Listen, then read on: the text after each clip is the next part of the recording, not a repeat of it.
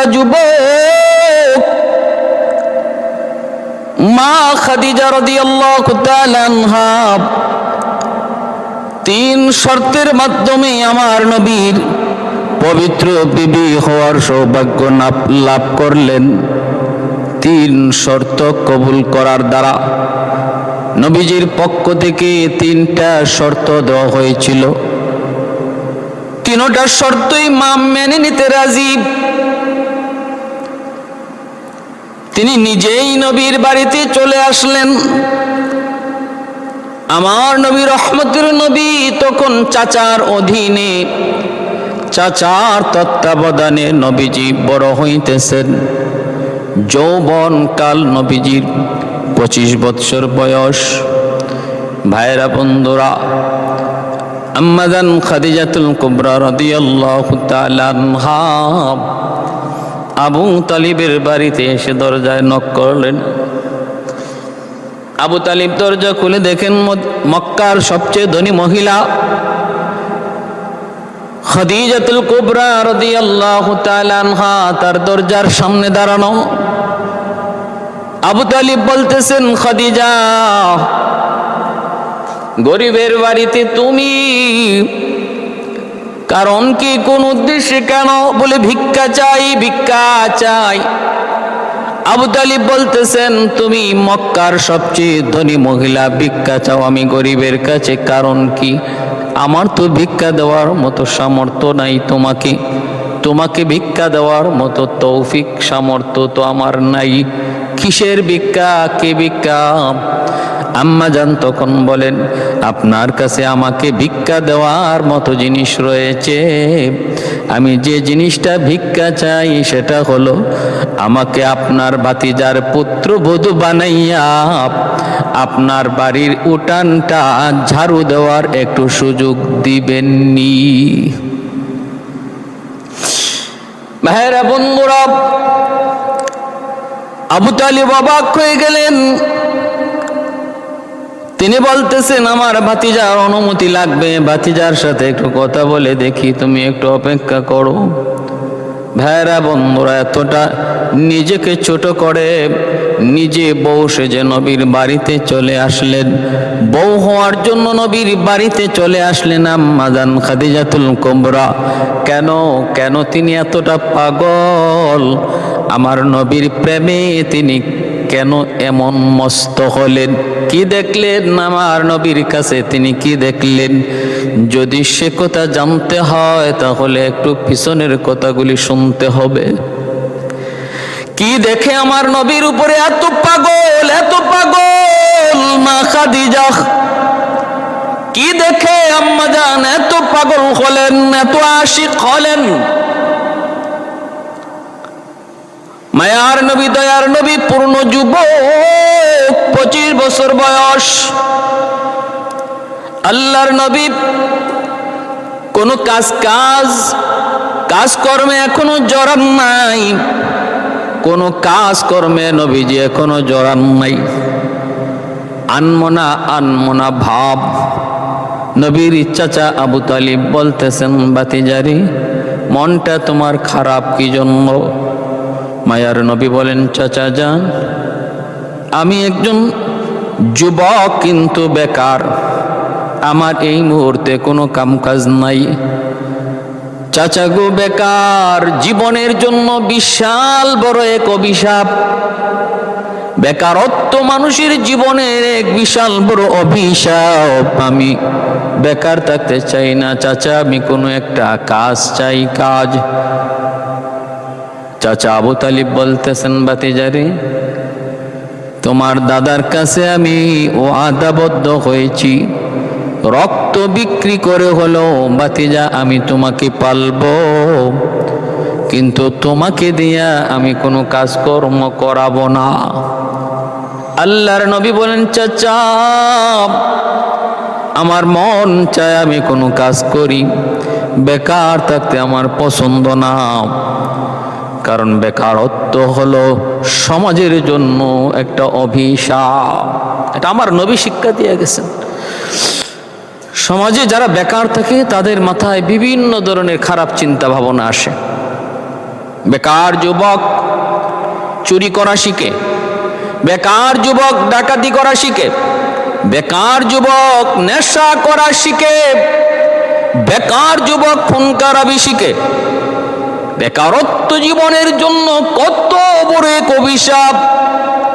অপরাধ জগতের দিকে তাকে নিয়ে যায়, অন্ধকার জগতে নিয়ে যায়।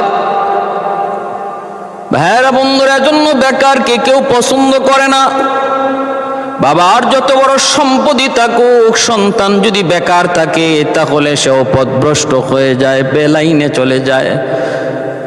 বাবার সম্পদ থাকলেও বেকার ছেলে পথভ্রষ্ট হয়, লাইনচ্যুত হয়, নেশার জগতে চলে যায়। এমনি ভাবে ভাইরা অন্ধকার জগতে চলে যায়। কোন মহিলাও, কোন যুবতীও বেকার ছেলেকে বিয়ে করতে রাজি হয় না। যদি বলে ছেলে কি করে, কয় বেকার, কয় বিষ খেয়ে মরবো, কিন্তু বেকার ছেলের কাছে বিয়ে বসবো না। বাবার যত বড় সম্পত্তি থাকুক, ছেলে যদি বেকার হয়, ভালো কোনো বংশের মেয়ে তার কাছে বিয়ে দেয় না, মেয়েও বিয়ে বসতে রাজি হয় না।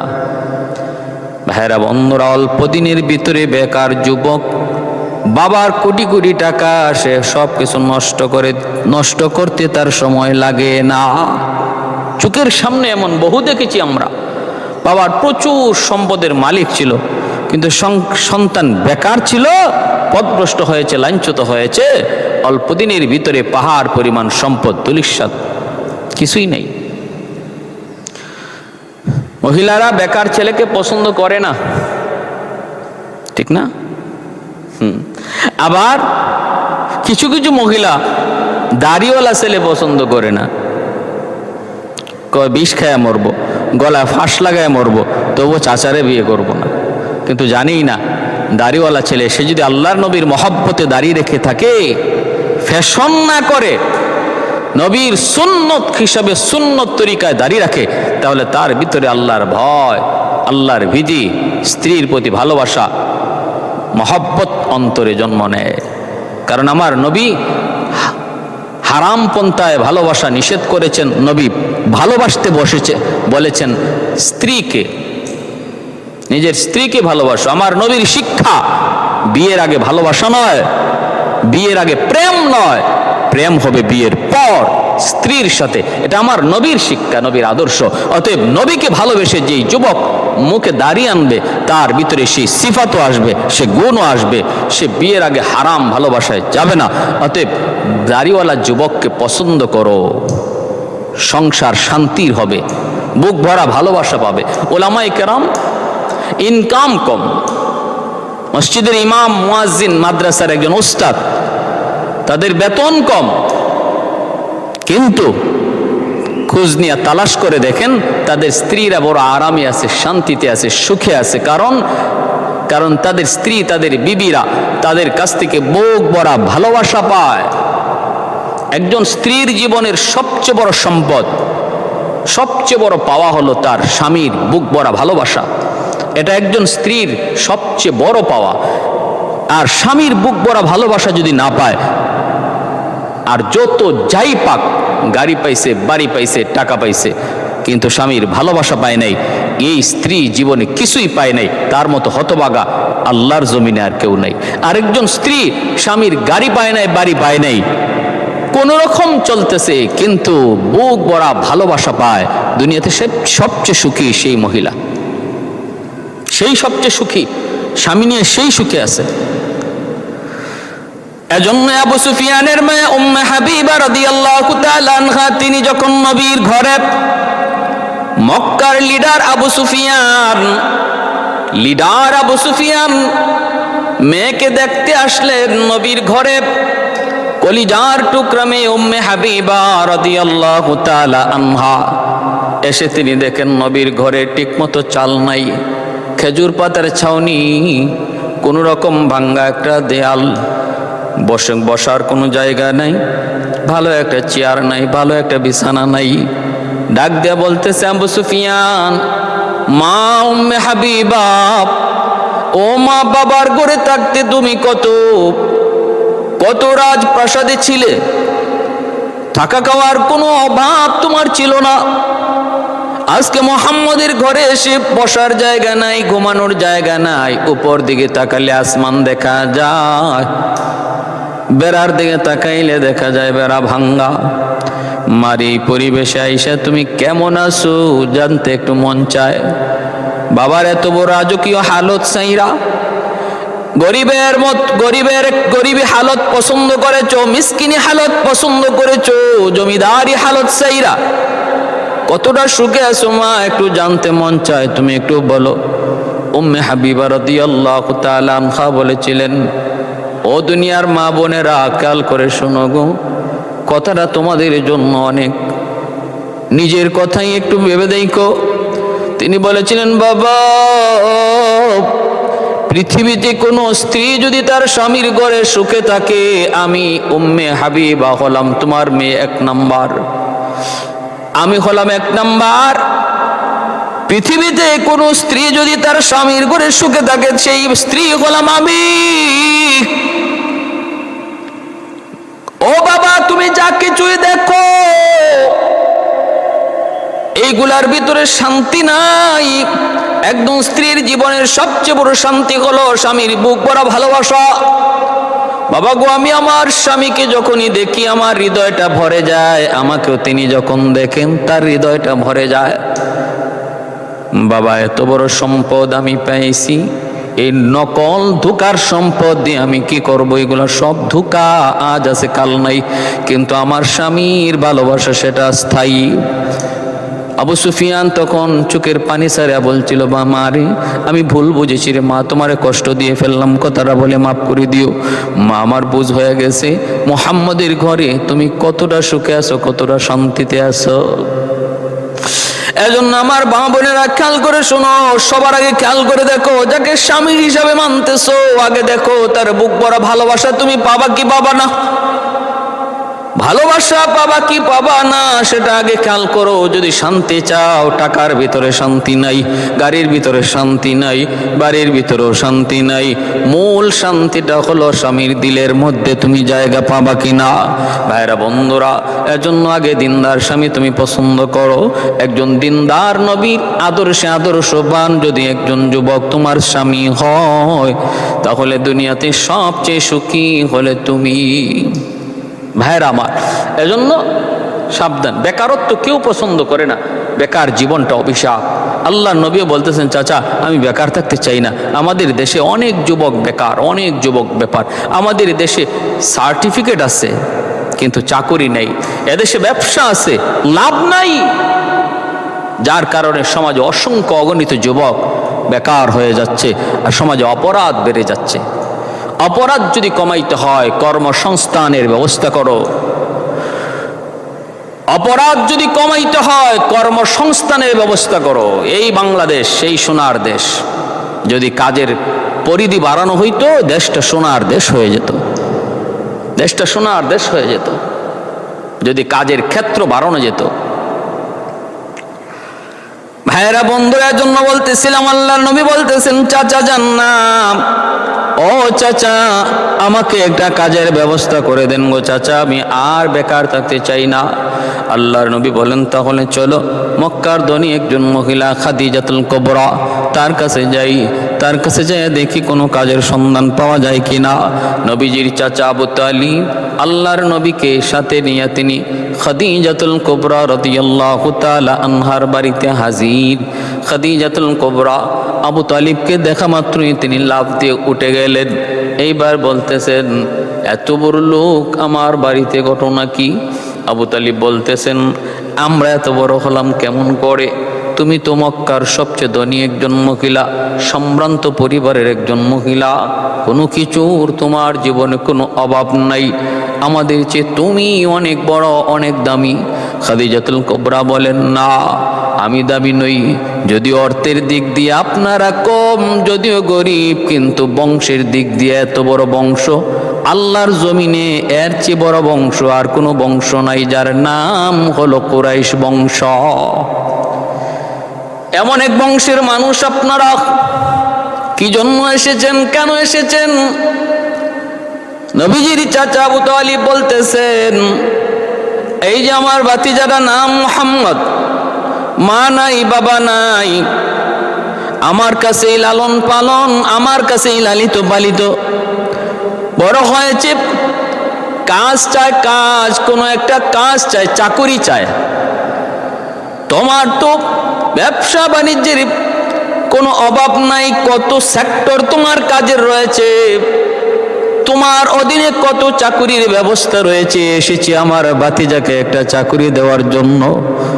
আমার ভাতিজা সে শুধু সব সর্বদা কি যেন চিন্তা করে, কি যেন ভাবে, বাজে কোনো কথাবার্তা কয় না, বাজে কোনো খেলা, বাজে পোলাপানের সাথে যায়ও না। আমার ভাতিজা বাজে কোনো গল্প গুজব করে না। উত্তম চরিত্রের, সুন্দর হাসি খুশি, নির্মল আনন্দ, তার জীবনে কোনো ধরনের দাগ নাই, কালিমা নাই। আমার ভাতিজারা কি যেন সর্বদা ভাবে, কাকে নিয়ে যেন কি যেন চিন্তা করে, কল্পনা করে। আমার নবী কি কল্পনা করে রে যুবক?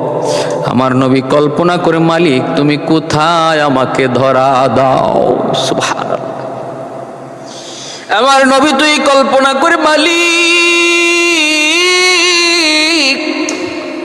কোথায়, তুমি আমাকে ধরা দাও।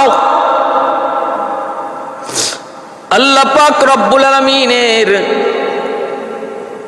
ডাক দিয়ে আল্লাহ বলে, ওয়াল্লাযীনা জাহাদু ফীনা লানাহদিয়ান্নাহুম সুবুলানা ওয়া ইন্নাল্লাহা লামাআল মুহসিনিন।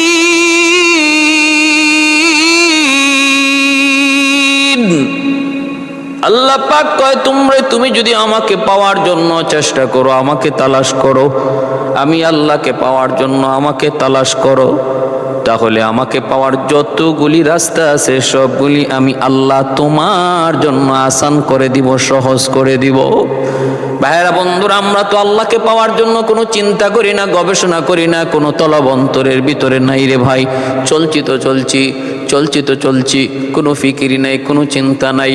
যারা আল্লাহকে পাওয়ার জন্য ভাবে, আল্লাহ তাদেরকে ধরা দিয়ে দেয়। আল্লাহ পাক সবগুলি রাস্তা তাদের খুলে দেয়। ভাইয়েরা বন্ধুরা, জন্য বলতেছিলাম, আম্মাদান খাদিজাতুল কুবরা রাদিয়াল্লাহু তাআলা আনহার কাছে নবীর চাচা আবু তালিব একটা চাকুরি চাইলেন। এমনি খাদিজাতুল কুবরা বলতেছেন, আমার কাছে এই মুহূর্তে কোনো চাকুরি নাই, কিন্তু একটা চাকুরি এই মুহূর্তে আছে, আমার ছাগলের রাখাল কিছুদিনের জন্য ছুটি কাটাইতে গেছে। এই টাইমটাতে একজন কাজ দেওয়া যায়, কিন্তু আপনাকে দেওয়া যায় না, আপনার পরিবারের কাউকেই কাজ দেওয়া যায় না। কারণ কাজটা বেশি দামি নয়, কোনো ইজ্জতের নয়, এত সম্মানী কোনো কাজ নয়।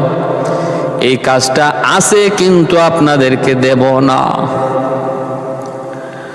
আবু তালিব বলতেছে, ছাগল রাখালি কেমনে করে আমার ভাতিজা? এটা তো ভালো কোনো কাজ নয়, এটা সম্মানী কোনো চাকরি নয়।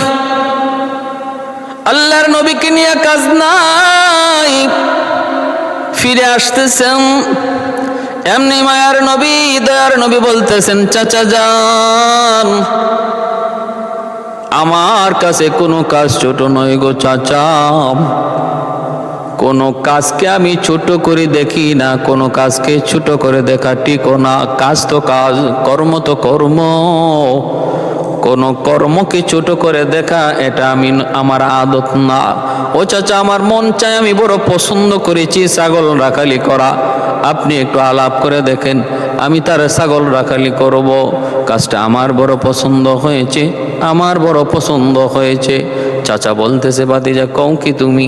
ভাতিজা তুমি কও কি এটা কোনো চাকরি হইল? না রে ভাতিজা, এমন কাজ তোমাকে আমি দিতে পারি না। আল্লাহর নবী বলেন, না চাচা, একটু সুযোগ করে দেন। মন বলে আমার, আমি চাকরিটা করব, এর ভিতরে অনেক ফায়দা রয়েছে। ভাইরা বন্ধুরা, আবু তালিব ফিরে আসলেন, আয়েশা ডাক দেয়া বলতেছেন, খাদিজা, আমার ভাতিজা তোমার এই কাজটা করবে, তার নাকি পছন্দ হয়েছে। খাদিজা বলতেছেন, না হয় না যুবক, এমন কাজ তোমার দ্বারা করা ঠিক না, কারণ তুমি কুরাইশ বংশের একজন সম্মানিত যুবক। আল্লাহর নবী তখন বলতেছেন, শুনুন, কোনো কাজকে কোনোদিন কোনো কর্মকে ছোট করে দেখা এটা ভালো মানুষের কাজ না। কর্মকে ছোট করে দেখা ঠিক না, কারণ কর্ম ছোট হলেও সেটা যদি হালাল হয়, আল্লাহ পাক এই ছোট্ট কর্মের দ্বারাও তার জীবনে শান্তি দিতে পারে। কারণ শান্তি দেওয়ার মালিক আল্লাহ। উসিলা একটা আল্লাহ চায়, উসিলা চায়। কোটি কোটি টাকার ব্যবসা নিয়ে অন্তরে শান্তি পায় না, শান্তির উসিলা হয় না। কিন্তু যেই মালিক শান্তি দেয়, ওই মালিক একটা সাধারণ বাদাম বিক্রি করা, বুট বিক্রি করাকে উসিলা করে একজন মানুষের জীবনে আল্লাহ শান্তি দিতে পারে। উসিলা, আর কিছুই না। এজন্যই আমার নানা শ্বশুর দীর্ঘদিন পর্যন্ত, যিনি প্রায় 50 বছর বুখারী শরীফ পড়াইছেন, আমার নানা শ্বশুর, আমাদের গ্রামে যাকে মুহাদ্দিস সাহেব হুজুর এই নামে সবাই চিনত, গোলাম কুদ্দুস সাহেব রাহিমাহুল্লাহ, আজকে দুনিয়ায় নাই। আমি বিয়ের পরে 6 মাস পেয়েছি। ওনার এক ভাই ছিলেন ফুলমি হাফিজ সাহেব রাহিমাহুল্লাহ, উনিও বহুত বুজুর্গ, বহুত বড় বুজুর্গ ছিলেন।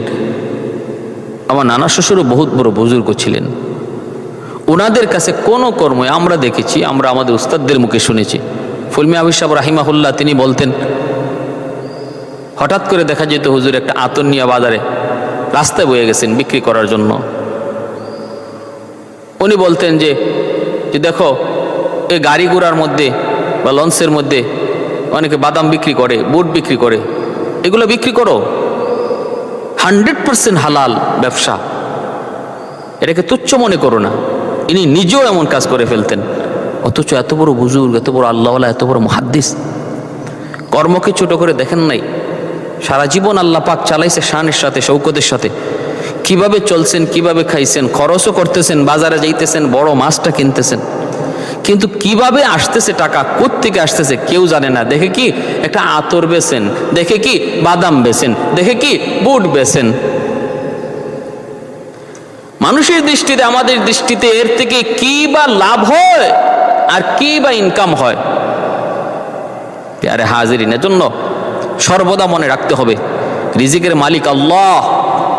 এই কথার উপরে ইয়াকিন আর বিশ্বাস 100 রাখতে হবে। বাকি আল্লাহ কোনো না কোনো একটা উসিলা চায়। তোমাকে আমি রিজিক দেব, কিন্তু একটা উসিলা চাই।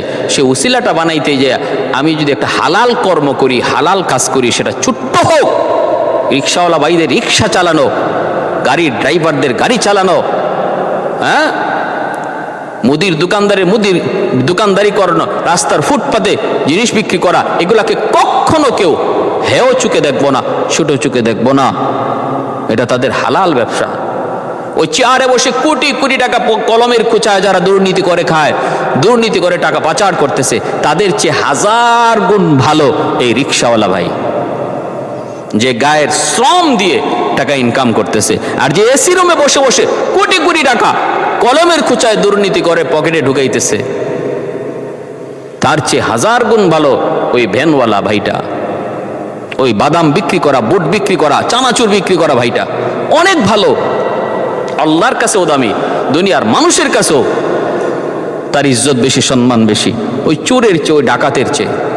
যে ডাকাত কলমের খোঁচায় কোটি টাকা বিদেশ পাচার করে, যে ডাকাত কলমের খোঁচায় ঢাকাতে 10টা 20টা বাড়ি গাড়ি করে। ভাইয়েরা বন্ধুরা, এজন্য আল্লাহর নবী বলে, আমি কোনো কর্মকে ছোট চোখে দেখি না, আমাকে আপনি কাজটা দেন। খাদিজাতুল কুবরা রাদিয়াল্লাহু তাআলা আনহা তিনি মনে মনে ভাবলেন, কত সুন্দর কথা, কথা তো ঠিক, কোনো কর্মকে কোনোদিন ছোট করে দেখা ঠিক নয়, সেটা যদি বৈধ হয়, হালাল হয়।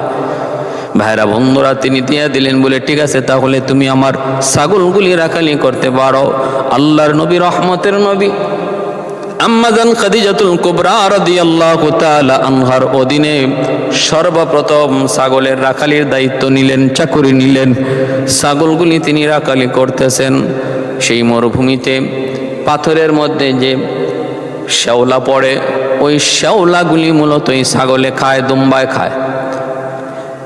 ভাইরা বন্ধুরা, দেখা গেল ছাগলগুলি যখন নিয়ে যান ঘরে ফিরান, অন্য দিনের চেয়ে ছাগল অনেক হৃষ্টপুষ্ট, অনেক পেট ভরে খানা খায়।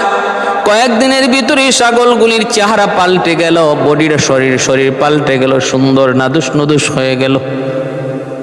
আম্মা জান খাদিজাতুল কুবরা রাদিয়াল্লাহু তাআলা আনহা তিনি অবাক হয়ে ভাবতে লাগলেন, ঘটনা কি?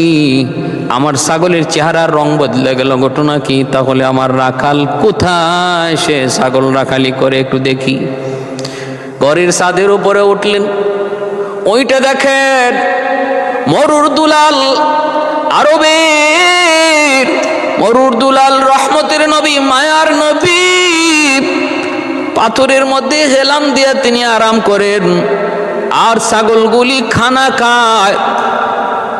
ওই অবস্থায় দেখতেছে মরুভূমির উত্তপ্ত গরমের মধ্যে রহমতের নবী, মায়ার নবীর দুই পাশ দিয়ে দুইটা বিষাক্ত সাপ ফনা ধরে নবীকে বাতাস দিচ্ছে। বাতাস, বিষাক্ত দুইটা সাপ ফনা ধরে নবীকে বাতাস দিচ্ছে। সাপ ফনা ধরে মানুষকে কামড় দেয়, সাপ ফনা ধরে আমাকে আপনাকে কামড় দেয়, দংশন করে। আর আম্মাজান ঘরের ছাদ থেকে দেখতেছে, হায় আমার ছাগলের রাখালকে সাপ বাতাস করে, বাতাস। অবাক হয়ে গেলেন, তাকা দেখতেছেন আরবের উত্তপ্ত মরুভূমির উপরে সূর্যের তাপ যেন ওই রাখালের গায়ে না লাগে গো। তাকায় দেখেন একটা মেঘের আবর তাকে সর্বদা ছায়া দেয়া রাখছে, চতুর্দিকে রৌদ্রের প্রখরতা, কিন্তু রাখালের উপরে কোনো রোদ লাগে না। খাদিজাতুল কুবরা রাদিয়াল্লাহু তাআলা আনহার চোখগুলো বড় বড় হয়ে গেল। হায় আমি কাকে রাখাল বানাইলাম, কারে আমি রাখালের পোস্টে পদ দিলাম?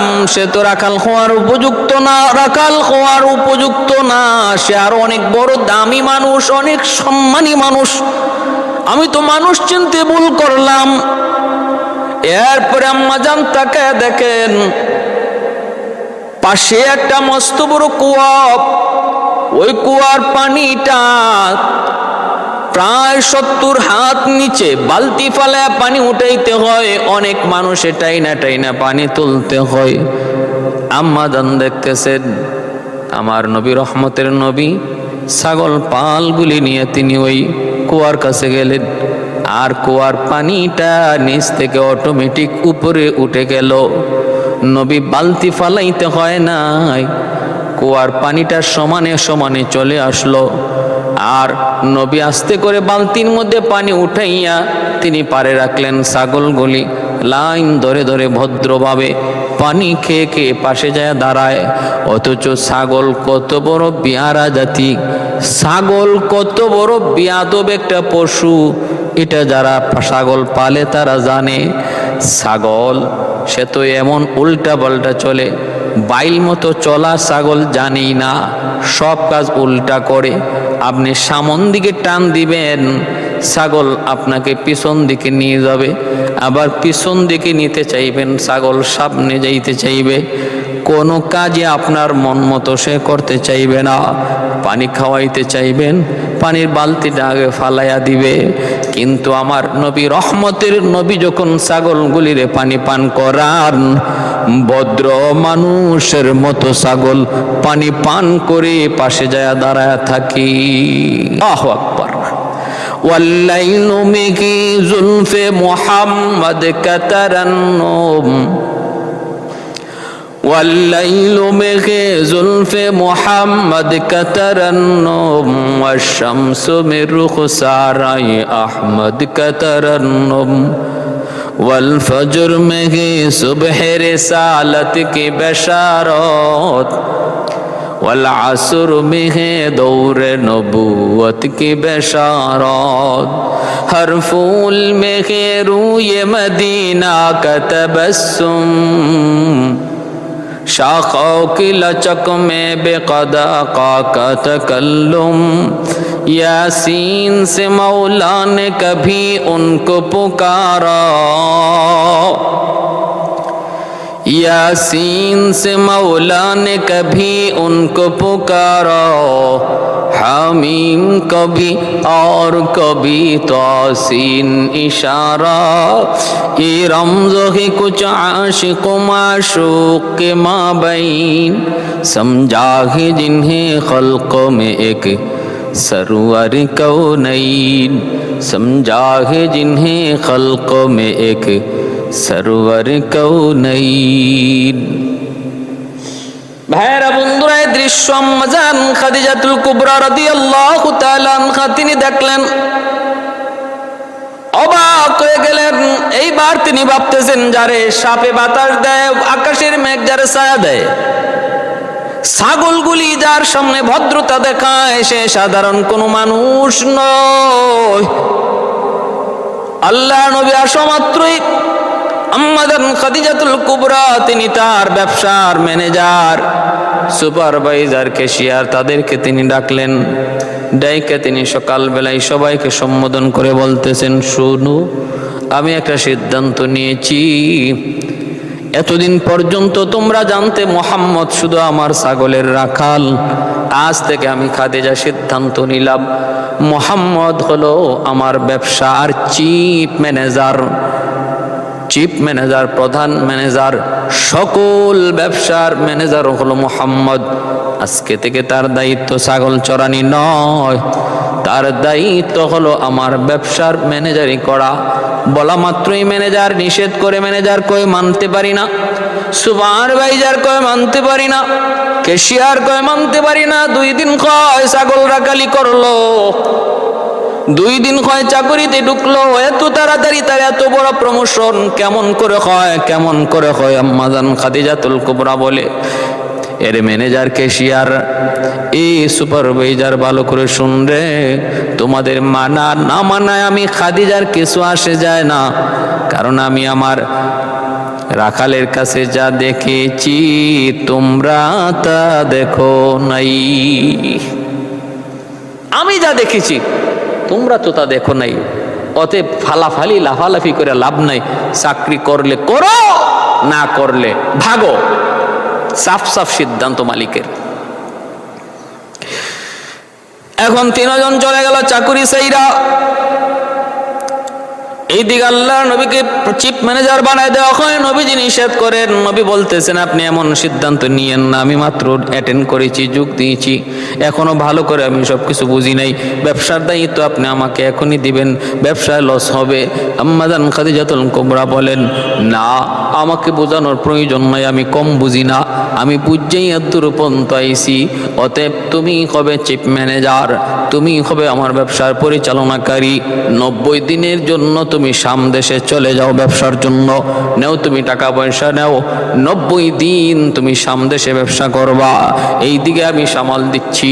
আল্লাহর নবীকে 90 দিনের জন্য শামে ব্যবসার উদ্দেশ্যে আম্মাজান খাদিজাতুল কুবরা তিনি পাঠায় দিলেন। ভাইরা আমার, বন্ধুরা আমার, আরেকজন সিআইডি সাথে দিয়ে দিলেন। তুই শুধু দেখবি পথে ঘাটে কি হয়, একটু শুধু তুই লক্ষ্য রাখবি। ভাইরা বন্ধুরা, সিআইডি নবীর সাথে যোগ হয়েছে। আল্লাহ নবী ব্যবসার জন্য শাম দেশে যাবেন। সিআইডি শুধু সবকিছু লিখবে, রাস্তাঘাটে কি দেখলো, কি হলো, এই কাজগুলি সিআইডি লেখা দায়িত্ব। সিআইডি দেখে আল্লাহু আকবার, আল্লাহু আকবার, মরুভূমি দিয়া এই মহামানবকে নিয়ে যায়।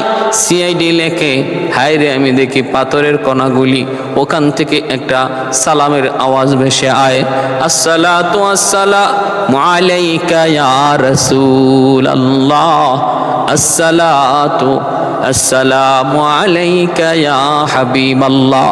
আওয়াজটা শুনতে পাই পাহাড়ের পাথর, গাছ গাছালি সব কিছু থেকে আওয়াজটা আমি শুনতে পাই। সিআইডি তার খাতার মধ্যে সব লিখে আর বলতেছে, আমি দেখলাম একটা আবর, মেঘের আবর সর্বদা মরুভূমিতে আমাদেরকে ছায়া দিয়া নিয়ে যায়। ভাইরা বন্ধুরা, এইভাবে যতগুলা সে সফরের মধ্যে দেখলো, সবগুলা কারগুজারি সে লিখলো। 90 দিনে ব্যবসা তিনি গেলেন। এইদিকে ম্যানেজার এবং ক্যাশিয়ার, সুপারভাইজার যার যার বাড়িতে। বিবিরা কয় কি ব্যাপার, তুমি আজকে চাকুরিতে যাও না, ঘটনা কি? কয় চাকুরি করবো না। কয় কেন? কয় রাখালে ম্যানেজার বানায় দিছে, এই ম্যানেজারের অধীনে চাকুরি করবো না। বিবি কয় তাহলে আর চাকরি আছে কই? দ্রুত তাড়াতাড়ি যাও, নাইলে আমি তোমার ঘরে থাকবো না। কয়দিন আর না খায়া থাকবো? তাড়াতাড়ি চাকুরিতে যাও। তোমার কি হয়েছে? উনি কাকে কি বানাবে না বানাবে সেটা মালিকের সিদ্ধান্ত। তুমি যদি চাকরিতে না যাও তাহলে না খায়া মরবো আমি আর তোমার বাচ্চা। তিনজনকে তিনজনের বউ প্রেসার দিয়ে আবার পাঠায় দিচ্ছে। আয়া বলতেছে মালিক আমরা ভুল করেছি, আমাদেরকে আবার ব্যবসায় নিয়োগ দেন।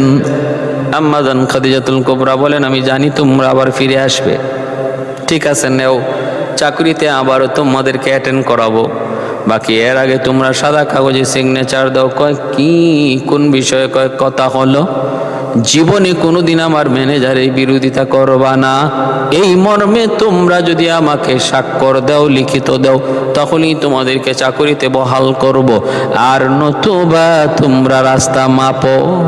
কয় না, যে কোনো শর্ত আমরা মানতে রাজি। এই শর্ত মাইনা লিখিত স্বাক্ষর দিয়া তারা চাকরিতে আবার অ্যাটেন্ড করলো।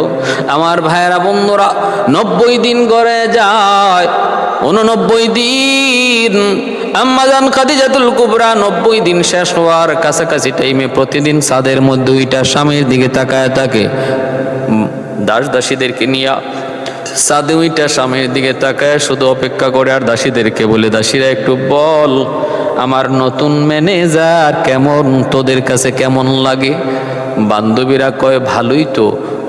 কয় কথা কেমন? কয় কথা অনেক সুন্দর। চরিত্র কেমন? কয় চরিত্র অনেক সুন্দর। কয় চেহারাটা কেমন? কয় চেহারাটা অতি সুন্দর।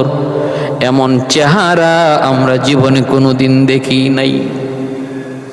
মা আহসানা মিনকা লাম তারা কাত্তু আইনি ওয়া লাম আজমালা মিনকা লাম তালিদিন নিসাউ খুলিকতা মুবাররাআম মিন কুল্লি আইবিন কাআন্নাকা খুলিকতা কামা তাশাউ। হযরত হাসান রাদিয়াল্লাহু তাআলা আনহু বলেন, নবী গো আপনার চেহারার দিকে তাকাইলে মনে হয় আল্লাহ আপনাকে জিগায় জিগায় বানাইছে। আপনার নাক মুখ চোখগুলা যেন আল্লাহ আপনার মর্জি মতো বানাইছে গো নবী। আপনি যেভাবে কইছেন যেন আল্লাহ ওইভাবে আপনার চোখ বানাইছে, নাক বানাইছে, কান বানাইছে। খুলিকতা মুবাররাআম মিন কুল্লি আইবিন, এত নিখুঁত ভাবে আল্লাহ আপনাকে বানাইছে। কাআন্নাকা খুলিকতা কামা তাশাউ, ওগো নবী আপনি বলছেন যেন আল্লাহকে আল্লাহ আমার চোখটা এইভাবে বানাও, আল্লাহ ওইভাবেই বানাইছে। নবী গো আপনার নাকের দিকে তাকাইলে মনে হয় আপনি বলেছেন মালিক নাকটা ওইভাবে বানাও, আল্লাহ যেন ওইভাবেই বানাইছে। পৃথিবীতে কোনো মানুষকে আল্লাহ তার মর্জি মতো বানাই নাই, বরং আল্লাহর মর্জি মতো বানাইছে। আর আপনার দিকে তাকাইলে মনে হয় আপনি যেভাবে কইছেন, কারণ পৃথিবীর শ্রেষ্ঠ চোখটা আল্লাহ আপনাকে দিছে, পৃথিবীর শ্রেষ্ঠ নাকটা আল্লাহ আপনাকে দিছে, পৃথিবীর শ্রেষ্ঠ কপালটা আল্লাহ আপনাকে দিছে, পৃথিবীর শ্রেষ্ঠ চুল মুবারক আল্লাহ আপনাকে দিছে, পৃথিবীর শ্রেষ্ঠ কান মুবারক আল্লাহ আপনাকে দিছে, পৃথিবীর শ্রেষ্ঠ দাঁত মুবারক আল্লাহ আপনাকে দিছে। অতএব মনে হয় যেভাবে আপনি চাইছেন ওইভাবে আল্লাহ আপনাকে বানায়া দিছি। এত সুন্দর, এত সুন্দর আমার নবী, রহমতের নবী, মায়ার নবী। ভাইয়েরা বন্ধুরা, ওই অবস্থায় আল্লাহর নবী, রহমতের নবীর সৌন্দর্যের প্রশংসা আল্লাহ বলতেছে, জিবরাইল আমার বন্ধুর চেহারা দেখে হালিমায় কয় জীবনে কোনোদিন এত সুন্দর চেহারা দেখে নাই। আমেনা কয় এত সুন্দর চেহারা কোনোদিন দেখে নাই। ও জিব্রাইল তুমি বলো আমার বন্ধুর মতো কাউরে দেখছো নি? জিব্রাইল কয় মালিক পৃথিবীর উত্তর থেকে দক্ষিণ, পূর্ব থেকে পশ্চিম তাম পৃথিবী সফর করেছি আমি জিব্রাইল। ওগো মালিক কসম করে বলি তোমার বন্ধুর মতো দ্বিতীয় আরেকজন আমি পৃথিবীর কোথাও দেখি নাই। এবার আল্লাহ বলতেছে, জিব্রাইল আমি আল্লাহ কি বলি শোনো, তুমি কেমন করে দেখবা, হালিমা কেমন করে দেখবে, আমেনাও কেমন করে দেখবে, আমি আল্লাহ কি বলি শোনো, আমার বন্ধুর মতো এত সুন্দর করে আরেকজন পৃথিবীতে আমি আল্লাহ অতীতে বানাই নাই এবং ভবিষ্যতেও বানাবো না। সুবহানাল্লাহ। এজন্য নবী কয় আনা মালিহুন ওয়া আখি ইউসুফু সবিহুন, আমি নবী হলাম সর্ব অঙ্গে সুন্দর আর আমার ভাই ইউসুফ ছিল শুভ্র। ইউসুফ আলাইহিস সালামের সৌন্দর্য দেখে যদি মিশরের নারীরা তাদের হাত কেটে ফেলল, আম্মা জান আয়েশা সিদ্দিকা রাদিয়াল্লাহু তাআলা আনহা বলেন তারা যদি আমার নবীকে দেখতো তাহলে হাত কাটা বাদ দিয়ে কলিজা কেটে ফেলতো, হুশ থাকতো না। সুবহানাল্লাহ। ভাইরা বন্ধুরা, আম্মা জান খাদিজাতুল কুবরা রাদিয়াল্লাহু তাআলা আনহা দাস দাসীদেরকে জিজ্ঞেস করে শুধু নবীর প্রশংসা শুনলে তার ভালো লাগে। বান্ধবীদেরকে জিজ্ঞাসা বল না আমার ম্যানেজারের চেহারাটা কেমন, ঠোঁটটা কেমন, কপালটা কেমন, হাসিটা কেমন। ভাইরা বন্ধুরা, এইভাবে বান্ধবীরা যখন এই দাস দাসীরা যখন প্রশংসা করে তিনি তখন হাসিতে তখন তার অন্তরটা হেসে উঠে খুশিতে বাগবাগার বলতেছে দাস দাসীরা শুন, আমার ম্যানেজার ফিরে আসা মাত্রই তোদেরকে মিষ্টি খাওয়াবো, তোদের যদ্দূর মন চায় তোরা তদ্দূর মিষ্টি খাবি। 90 দিনের মাথায় ছাদের উপর ওইটা আম্মা জান ছাদ থেকে নামে না, সারাদিন দাস দাসীদেরকে নিয়ে ছাদের উপর থেকে শামের দিকে তাকায় রইছে, কখন আমার ম্যানেজার ফিরবে গো, কখন আবার ম্যানেজার ফিরবে। হঠাৎ করে তিনি ডাক দেয়া বলতেছে বা আমার দাস দাসীরা শুনরি, তোদের মিষ্টি খাওয়ার সময় এসে গেছে, কিছুক্ষণের ভিতরেই আমার ম্যানেজার তোমাদের মাঝে আমাদের মাঝে চলে আসবে। দাস দাসীরা কয় মালিক কেমন করে তুমি বুঝলা, স্বামীর দিকে আমরাও তাকায় আছি, কেমন করে তুমি বুঝলা তোমার ম্যানেজার চলে আসছে। কয় রে সখীরা, দাস দাসীরা ওই যে দেখ স্বামীর দিকে তাকায় দেখ, ওই যে দেখ আকাশের এক টুকরা মেঘের আবর, এক টুকরা মেঘের আবর দেখা যায়, তোরা দেখোনি? কয় দেখি তো। আম্মা জান তখন বলে ওই মেঘের আবরটাই আমার ম্যানেজারকে ছায়া দিয়ে নিয়ে আসতেছে, কারণ এই মেঘের আবরের নিচে আমার ম্যানেজার দেখা যায় না এত দূর থেকে, কিন্তু মেঘের আবরটা দেখা যায়। এতে করে আমি বুঝে ফেলেছি, কারণ আমি তাকে যেদিন দেখেছিলাম মরুভূমিতে আমার ছাগলরা খালি করে আর মাথার উপরে একটা মেঘের আবর তারে ছায়া দেয়, এই সেই আবর আমি দেখতেছি সামনের দিকে।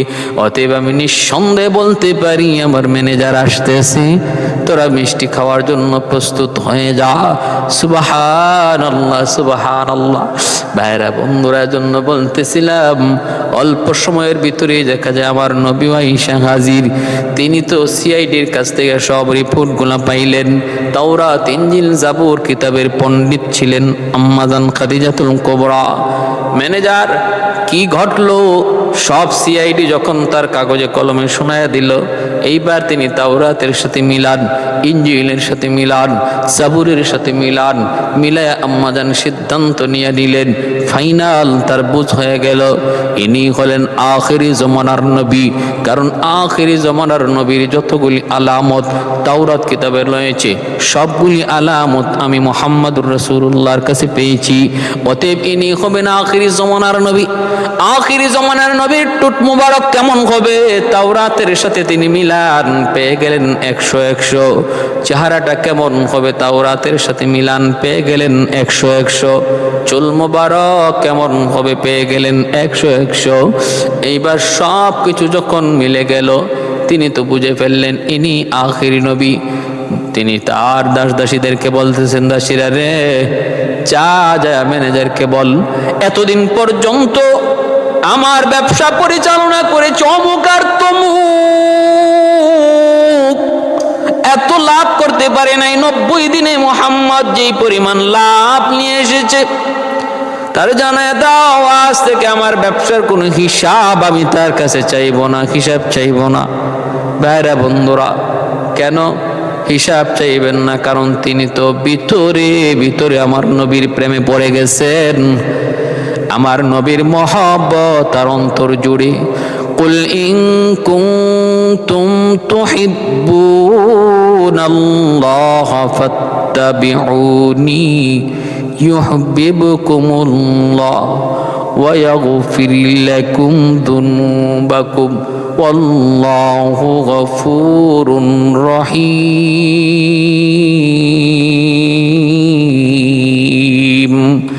আমার নবী রহমতের নবীর প্রেমে পড়ার জন্য আমার আল্লাহ তো নির্দেশ দিয়েছে, আমি আল্লাহকে ভালোবাসতে চাও আগে আমার বন্ধুকে ভালোবাসো।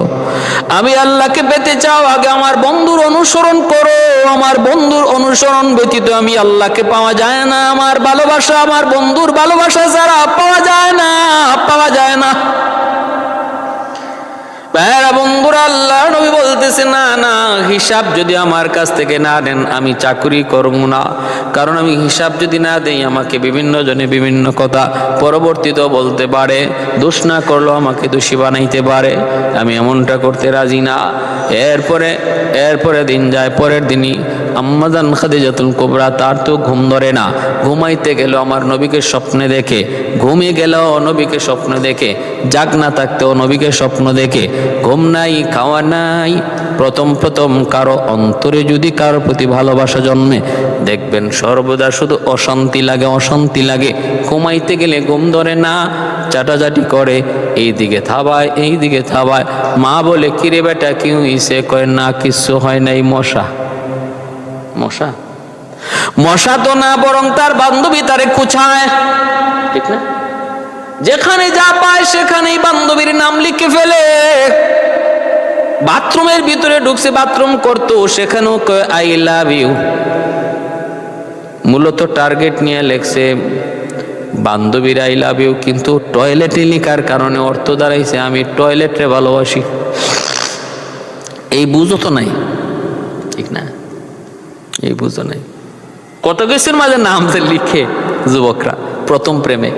হ্যাঁ, হুজুরে ওয়াজ করতেছে আম্মাজান আয়েশা সিদ্দিকা রাদিয়াল্লাহু তাআলা আনহার ওয়াজ। আমার নবীর প্রতি কি পরিমাণ ভালোবাসা ছিল। মা আয়েশা রাদিয়াল্লাহু তাআলা আনহা কয়া যখন ডাক দেয় তখন তো আলহামদুলিল্লাহ সুন্দর। ওয়াজ শেষ হয়েছে মাত্র, এখন দেখা যায় এক যুবক হুজুরের টাকা দেয়, হুজুর হাদিয়া 50টা টাকা। হুজুরে কই তুমি আমার হাদিয়া দিচ্ছ? একজন ছাত্র মানুষ আমার হাদিয়া দিচ্ছ, টাকা পাইলে? কই হুজুর টাকা যেখানেই পাইছে। হুজুর আপনার ওয়াজটা শুনে আজকে আমার দিলটা ভরে গেছে। কই তো ভালো কথা, আলহামদুলিল্লাহ। আমি তো আজকে নবীর পরিবারের সদস্যদের নিয়ে ওয়াজ করছি, তো তোমার কোন কথার মধ্যে দিলে লাগলো? কয় হুজুর আপনি তো আজকে মা আয়েশার ওয়াজটা করছেন। হুজুর আমি যারে ভালোবাসি হের নামও আয়েশা। যখনই আপনি আয়েশা কইয়া ডাক দেন তখনই আমার আয়েশার কথা মনে পড়ে যায়, আমার দিলটা তখন উতলায় উঠে। এই খুশিতে আমি আপনারে 50টা টাকা হাদিয়া দিছি। কি বুঝেন ভাইরা বন্ধুরা? জন্য বলতেছিলাম মা খাদিজাতুল কুবরা রাদিয়াল্লাহু তাআলা আনহা দাসীদের মাধ্যমে আমার নবীর কাছে বিয়ের প্রস্তাব পাঠায়া দিলেন। যাও তোরা যায় বল, মুহাম্মদকে যায় বল আমি তারে বিয়ে করতে প্রস্তুত, আমি তার প্রেমে পাগল, আমি আর কিছু বুঝি না, আমি তার কাছে বিয়ে বসতে রাজি, সে বিয়ে করবনি। যখনই দাসীরা আইসা আমার নবীকে আইসা বলতেছে, মুহাম্মদ কত অল্প দিনের ভিতরে তুমি এত উপরে উইটা গেলা, কপাল নিয়ে আইছিলা, একটা ভাগ্য লইয়া আইছিলা। ম্যানেজার তো ম্যানেজারের দায়িত্ব পাইলা, হিসাব কিতাব দেওয়া লাগবে না। নবী কয় না আমার হিসাব দিয়াই আমি চাকরি করবো, না দিয়া চাকরি করবো না। কয় এই সুযোগ কেউ হাতছাড়া করে। নবী কয় আমার সুযোগ নেওয়ার দরকার নাই, দরকার নাই। আমাদের দেশের কোনো দায়িত্বশীলকে সরকার যদি কয় তুমি সোনালী ব্যাংকের ম্যানেজার, তোমার চাকরি করো, ডিউটি করো, তোমার হিসাব লাগবে না, কি মনে করেন? হিসাব লইয়েই তো সরকারে কুল পায় না। কোটি কোটি টাকা কোন দিক দিয়ে যে বিদেশ পাচার করে দেয় খবর নাই। আর যদি সরকারে কইতো যে তোমার হিসাব আমি নিমু না, তাইলে উপায়টা কি হতো? ভাইয়েরা বন্ধুরা, জন্য দেখা যায় কি আল্লাহর নবী রহমতের নবীর কাছে বিয়ের প্রস্তাব পাঠানো মাত্রই মায়ার নবী চাকরি সাইরা সোজা চলে গেলেন বাড়িতে। চাকরি সাইরা নবী রাগ করে চলে গেলেন বাড়িতে। আবু তালিব জিজ্ঞেস করে, ভাতিজারি ও ভাতিজা কেন চাকরি সাইরা চলে আসছো, ঘটনা কি? নবী বলতেছেন, চাচা যান চাকরিটা ভালোই ছিল কিন্তু মহিলা বেশি সুবিধা না। কয় কেন, কি হয়েছে? কয় আমারে বিয়ার প্রস্তাব দিছে। কোন তো চাচা, এটা কেমন হইল? আমি গেলাম তার এখানে চাকরি করতে, হে আমারে বিয়া করতো। নবী কই এটা কও কি তুমি? এর বয়স 40, তোমার বয়স 25, এটা কেমনে হয়? কয় চাচা আমার কথা আপনি বিশ্বাস করেন না, আমি জীবনে মিথ্যা বলছি? আবু তালিব বলে, হ চাচা বাবা তুমি তো মিথ্যা বলো না, তোমার কথা তো সত্য, কিন্তু এটা কেমনে? বলে কেমনে আমি জানি না, হে আমারে বিয়ে করব, আমি চাকরি চাইরে চলে আসছি। আল্লাহর নবীর চাচা আবু তালিব কয়, ঠিক আছে ভাতিজা, চাকরি লাগবে না, তুমি থাকো, কোনো কাজ কাম লাগবে না, আমি তোমারে খাওয়াবো। আল্লাহর নবী চলে আসলেন। পরের দিনই দেখা যায় আম্মা জান খাদিজাতুল কুবরা মায়ার নবীর খুঁজে তালাশে আবু তালিবের বাড়ির সামনে হাজির, হাত জোর করে দাঁড়ায় আছে। আবু তালিব কয়, খাদিজা তুমি আরবের এত বড় একজন ধনী ধনাঢ্য মহিলা, আমার বাড়ির সামনে ভিক্ষুকের বেশি কারণ কি? আম্মা জান খাদিজাতুল কুবরা বলে, আমি আপনার কাছে ভিক্ষা চাইতে এসেছি, ভিক্ষা। নবীর চাচা আবু তালিব কয়, আমার কাছে ভিক্ষা দেওয়ার মতো তো এমন কোনো সামর্থ্য নাই, তোমাকে ভিক্ষা দেওয়ার মতো আমার কোনো সামর্থ্য নাই। কি আছে আমার কাছে এমন যে আমি তোমারে ভিক্ষা দিব? আম্মা জান বলতেছেন, আবু তালিব আমি এমন জিনিস আপনার কাছে ভিক্ষা চাই যেটা আপনার কাছেই শুধু আছে, আর কারো কাছে নাই। বলে কোন জিনিস? বলে সেই জিনিসটা হলো আপনার ভাতিজা মুহাম্মদ। সুবহানাল্লাহ, আপনার ভাতিজা মুহাম্মদ, আমি তার কাছে বিয়ে বসতে চাই। আমাকে আপনি আপনার ছেলের বউ বানায়া গরিব এই বাড়ির উঠানটা ঝাড়ু দেওয়ার একটু সুযোগ করে দিন, সুযোগ করে দিন।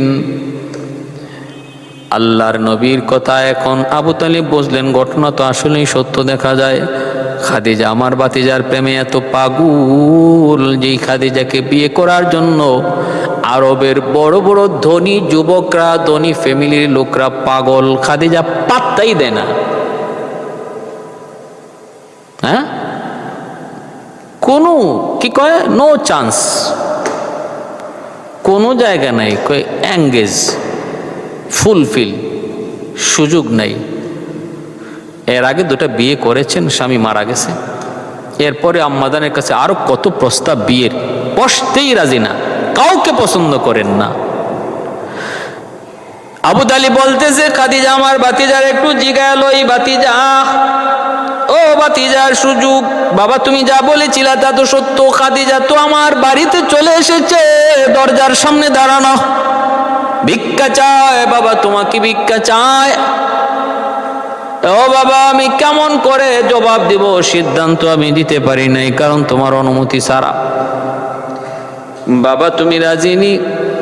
আল্লাহর নবী রহমতের নবী বলতেছেন, চাচা জান আমি রাজি আছি, তবে শর্ত আছে 3টা। কয়টা? শর্ত আছে 3টা। যদি 3 শর্ত মানে তবে আমি বিয়েতে রাজি, নতুবা রাজি না। ভাইরা বন্ধুরা, আবু তালিব চলে গেল খাদিজার কাছে, যায় বলতেছে, খাদিজা আমার ভাতিজা এক কথার মানুষ, 2 কথা জানে না। আমরা তো কথা মিনিটে মিনিটে পাল্টাই, মিনিটে মিনিটে কথা বিক্রি করি, ওয়াদা বিক্রি করি, মদ পাল্টাই। আওয়ামী লীগের লোক আইসা যদি 7 আপ খাওয়ায়, কয় টেনশন করবি না, নৌকায় ভুট্টা তোমার এই দিব। বিএনপির লোক আইসা যদি আবার তারে কফি খাওয়ায়, কয় ভাই কসম করলাম ভুট্টা তোরেই দিমু। জামাতের লোক যদি আইসা তারে আবার ডিম খাওয়ায়, কয় কসম করলাম এবার দাড়ি পাল্লায় ভুট্টা দিমু। মুহূর্তের ভিতরে আমাদের কয় কথা? 100 কথা। আর আল্লাহ নবী রহমতের নবী, তিনি ব্যাপারে আবু তালিব বলতেছে, খাদিজা আমার ভাতিজা এক কথার মানুষ, 3 শর্তে তোমাকে বিয়ে করবে। শর্ত যদি তুমি 3টা মানো, শর্ত যদি তুমি 3টা মানো। বলে শর্ত 3টা কেন? 90টা দেন, আমি মানতে রাজি। আমার কি পয়সা করি অভাব আছে নাকি? আবু তালিব চলে গেলেন, যা বলতেছে, ভাতিজা সুযোগ আইছে রে ভাতিজা, শর্ত আরো বাড়া। বলে কি হয়েছে? কয় 90টা দিলেও মানবো। ভাতিজারি দীর্ঘদিন পর্যন্ত অনেক কষ্ট করে চলতেছে, অভাবের সংসার, এবার একটা সুযোগ হাতে আইছে, হাত ছাড়া করা যাবে না। ভাতিজা শর্ত একটু বাড়া না। হে নিজেই তো দোয়া দিছে, শর্ত একটু বাড়ানা। আল্লাহ নবী কাছে চাচা বাড়ানো লাগবে না, শর্ত আমার 3টে। ওই তে বাতিজা একটু গাড়াইয়া কইবে, বাতিজা একটু গাড়াইয়া কইবে, জীবনে যেন আর কষ্ট করা না লাগে, বুঝিয়ে শুনে কইবি। আচ্ছা চাচা ঠিক আছে, যান যাই বলেন 3 শর্ত মানতে রাজি? বলে হ মানতে রাজি। তাহলে তুমি বলো। আল্লাহ নবীর সামনাসামনি এবার নবী বলতেছেন 1 নাম্বার শর্ত, আপনার যত ধন সম্পদ আছে, নবীর চাচা আবু তালিব খুশি যে নবী বলে ফেলবেন সমস্ত ধন সম্পদ মালিক আমারে বানায় দিবা। আবু তালিবের মনে মনে এই কথা, কিন্তু নবী বলতেছেন আপনার যত ধন যত সম্পদ, সমস্ত ধন সম্পদ আপনি গরিবের মাঝে বন্টন করে দিয়ে দিবেন, গরিবের মাঝে সেটা বন্টন করে দিবেন, দান করে দিবেন। আম্মা জান খাদিজাতুল কুবরা বলে ঠিক আছে আমি মানলাম, সকল অর্থ সম্পদ গরিবের মাঝে দান করে দেব। নবীর চাচা আবু তালিব পাশে থেকে বলতেছে বাতিজা 2 নম্বরটা একটু কইও। এইবার আল্লাহ নবী বলতেছে 2য় শর্ত, আপনার যে এত বড় বড় অট্টালিকা, এত বড় বড় বাড়ি, ওই বাড়িগুলি আপনি যাদের বাড়ি নাই, যারা ভূমিহীন, তাদেরকে আপনি বসবাসের জায়গা করে দিবেন। আর আপনাকে নিয়ে আমি একটা খেজুর পাতার ছাউনি দিয়ে একটা কুঁড়ে ঘরের মধ্যে থাকব। আপনার অট্টালিকা বিশাল বিশাল প্রাসাদ, আর অট্টালিকার মধ্যে ভূমিহীন মানুষদেরকে জায়গা করে দিবেন, পারবেননি? আম্মা জান বলেন আমি কবুল করে নিলাম। নবীর চাচা আবু তালিব নবীরে এসে একটা কুচা মারছে, বাতিজা ও আব্বা, আব্বা একটু এখনো সুযোগ আছে, কোন মাথা মুথা ঠিক আছে নি? নবী কয় সব ঠিক আছে চাচা, একটু ধৈর্য ধরে। বাতিজা আর একটা মাত্র আছে, একটু কইও। আচ্ছা ঠিক আছে। আল্লাহ নবী রহমতের নবী মায়ার নবী 3 নম্বর শর্ত বলতেছেন, আমার 3য় শর্ত হলো আমার বাবা আমার মা আমাকে সম্পদ দেয়া যায় নাই, আমার কোনো সম্পদ নাই, আমি একজন গরিব মানুষ, আমি আপনাকে বিয়ে করে থাকবো 1 দিন 2 দিন নয়, সপ্তাহে সপ্তাহ চলে যেতে পারে, আমার চুলায় আগুন জ্বলবে না, আমি আপনাকে খাবার জোগাড় করে দিতে পারবো না, সপ্তাহ যদি তোমাকে না খেয়ে থাকতে হয়, কোনো শব্দ বলা যাবে না, এই শর্তে তুমি রাজি নি? আম্মা জান খাদিজাতুল কুবরা বলে এই শর্ত আমি মানতে রাজি। আবু তালিব কয় তুই তোর বিয়া কর, আমি তোর বিয়াত নাই। আমার ভাইরা রহমতের নবী মায়ার নবী চাচাকে ধরা ধরা বলতেছে চাচা দান করার ভিতরে শান্তি, ভোগ করার মধ্যে শান্তি নাই রে চাচা, ভোগের ভিতরে শান্তি নাই, দানের মধ্যে শান্তি।